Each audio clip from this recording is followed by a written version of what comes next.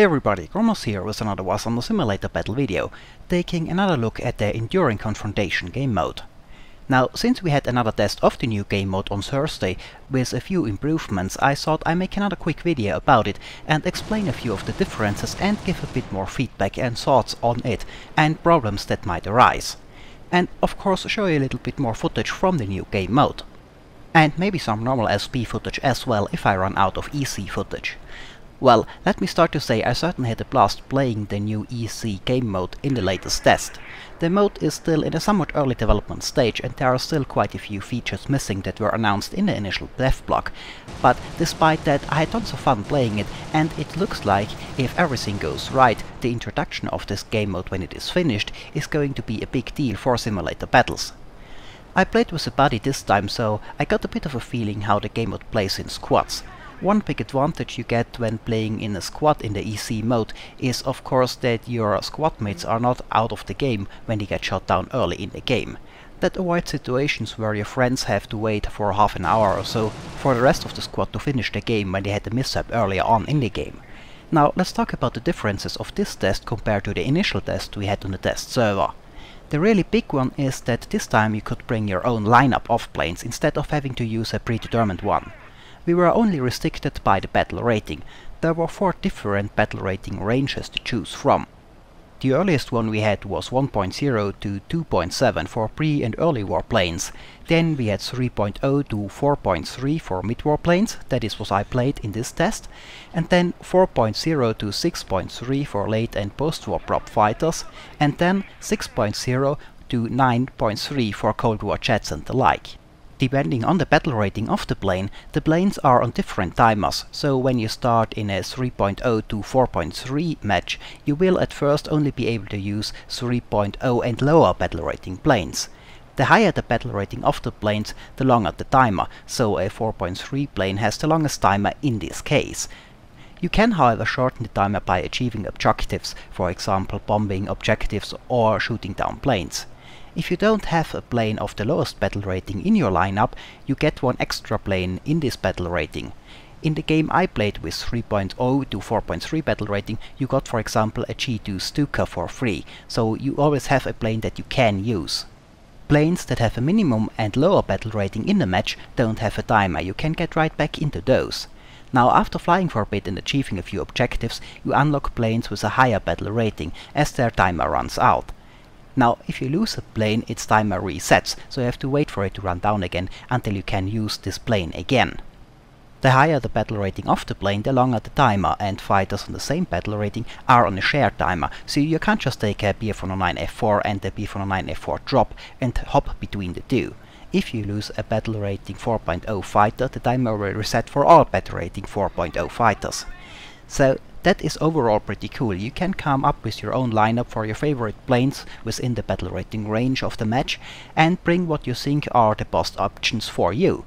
What I personally also like is that you can also bring lower rank planes. That gives me the opportunity to fly planes with a low battle rating against the opposition they really faced in reality. For example, Brewster Buffaloes vs Zeros, which is not something you see all that much in the normal simulator battle queue.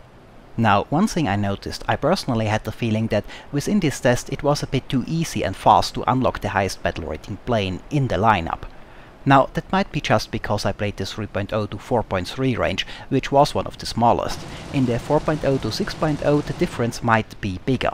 But in my match it took me only one flyout in the B-409F1 to unlock the F4, which I then used for almost the entire game, and after losing it, it took me only one flyout in the B-409E3 to get back into it.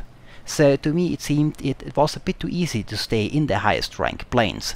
I think timers for the highest BR could be a bit higher to make those planes more rare and special. Now, overall, I hope that eventually the possible lineups will not be based upon the battle ratings at all, and there are a few reasons for that. While it is a good start that you can pick up your own lineup, I think there are a few issues with using the battle rating system for the matchups, so I would prefer a different solution. Let's go over a few things where the battle rating system causes problems in the Enduring Conflict game mode. First of all, as I've explained in my last video about the new mode, I think if done right, the new Enduring Conflict mode would be perfect to make more historic matchups happen without strong vehicles being spammed. One of the examples I gave last time was the Battle of Kursk, a tank battle, not an aircraft battle, but I hope the Enduring Conflict mode will eventually come to ground forces as well, and this example is just nice to explain this.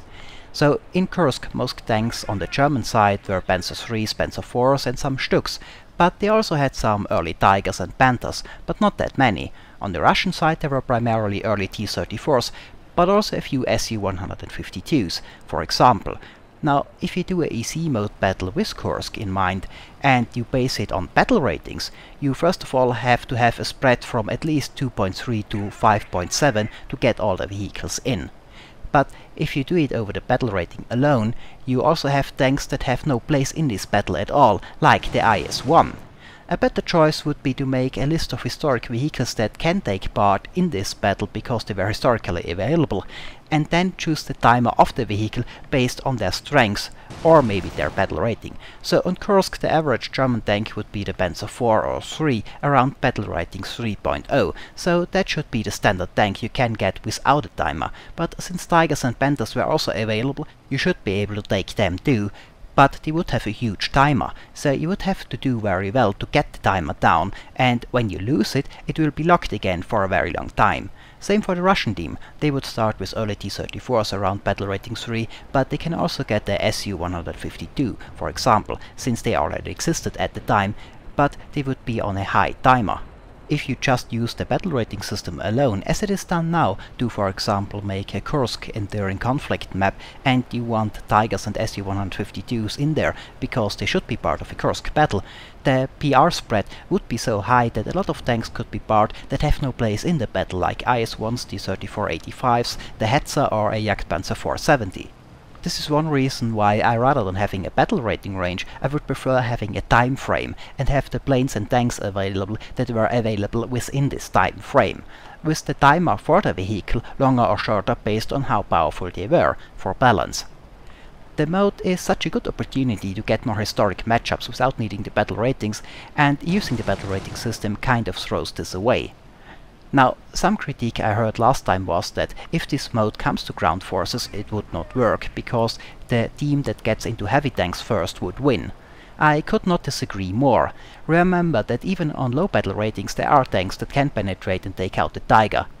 If they are not careful, a Cis-30 can penetrate the front of a Tiger, for example, and so can a Su-76 with APCR. So you can still lose this tank if you think it turns you into Rambo, and then it will be locked again for a long time. Now, the team that wins in the end will not be the first that unlocks stronger tanks. The team that wins will be the team that plays them smart and then keeps them active and in the fight for the longest time.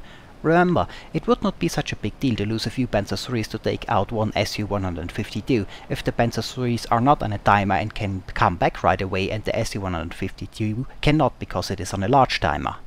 Now, another issue with the current implementation of the Enduring Conflict game mode I want to mention is the amount of captured planes I ended up having on my team. Now, that is not just a problem specific to the Enduring Conflict game mode, but simulator battle in general, but I noticed that it got pretty extreme in the Enduring Conflict mode. The longer the session lasted, the larger the amount of captured Russian planes on my team, and in the end there were less German planes on my team than Russian planes. And well, here's the thing, we are playing simulator battles, and if you simulate the air battles around Stalingrad in the Second World War, it would be kind of nice if they were actually about Germany versus the Soviet Union, and not an imaginary Soviet civil war. As I have said, this is a problem in normal simulator battles as well, but even more so in the Enduring Conflict game mode, and I think there are a few reasons for that. First of all, captured planes or premiums in general have by now often a lower battle rating than their counterparts in the normal tree. For example, a Jak-1B in the Soviet tree is battle rating 3.3, the captured one on the German side is 3.0. Now, if you have an Enduring Conflict battle with a battle rating range from 3.0 to 4.3, like the one I have played, that means that the Soviet pilot cannot use a Jak-1B as a starter plane, they have to wait for the timer to run down. It won't be a long timer because it's only 0.3 above the minimum, but it will be there. German pilots, however, can use the Jak-1B for free without the timer right from the start, because it is the lowest battle rating in this BR range. So that is one reason. Now compare it to the other starter planes the Germans can get. They don't have a fighter at 3.0, so the closest they can get is 2.7. That's the BF-109F1 or E3. The F1 is a good plane, but it is from late 1940. The Yak-1B is from late 1942. That's a 2-year difference. The Yak-1B is faster, it turns better, it rolls better, and it is better armed than the BF-109F1. The F1 has a slightly better power-to-weight ratio though. So if someone has both planes in its lineup and he can use the Yak-1B as often as he wants because of the lower battle rating, chances are that is what he will do. A similar thing we have with the LA5FN.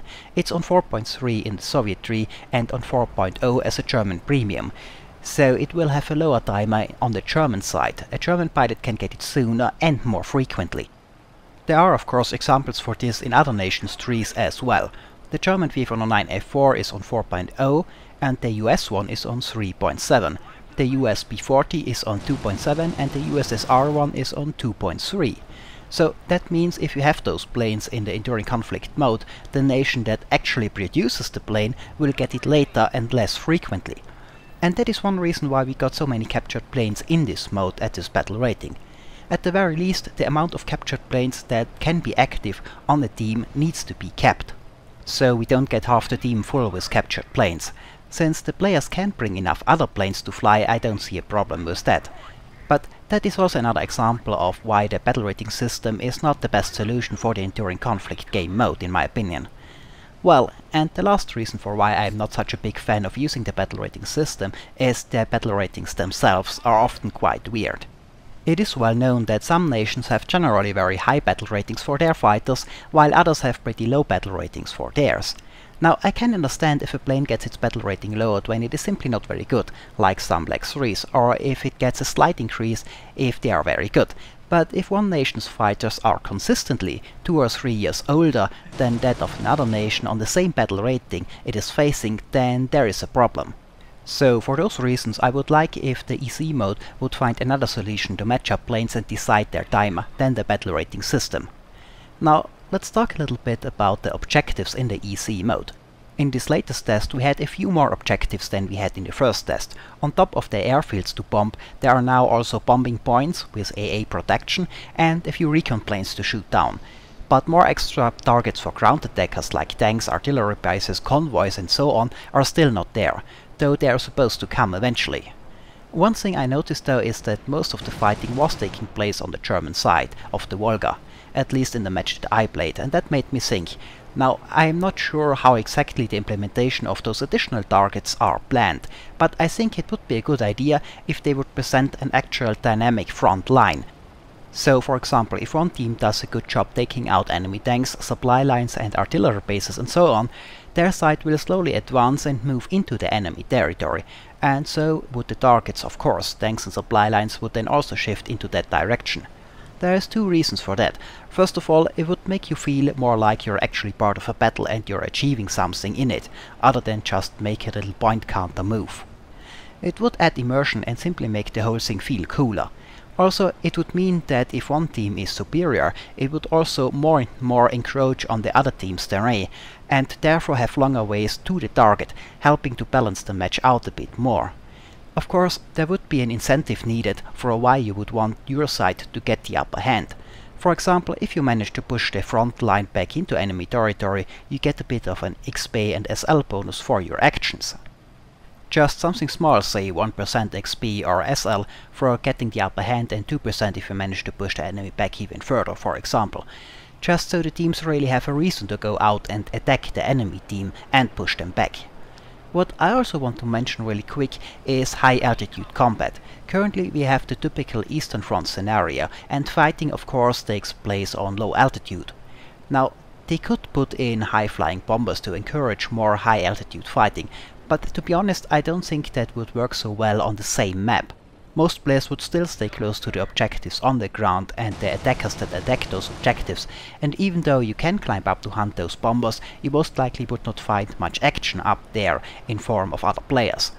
I don't think low and high altitude scenarios mix that well into one map, so I think for high altitude scenarios an entirely new map that is focused on high altitude targets, bombers and recon planes and so on would be necessary. You could also have player bombers in such a high altitude scenario, And to make sure they also stay in the deck from the appropriate altitude, maybe make it so that you only get points for destroying bomb targets from a certain minimum altitude in a high altitude scenario. Well, those are a few thoughts on the Enduring Confrontation mode and some footage from the latest test. And this is it for this video. As always, I hope it was entertaining, thanks for watching, and maybe I'll see you next time.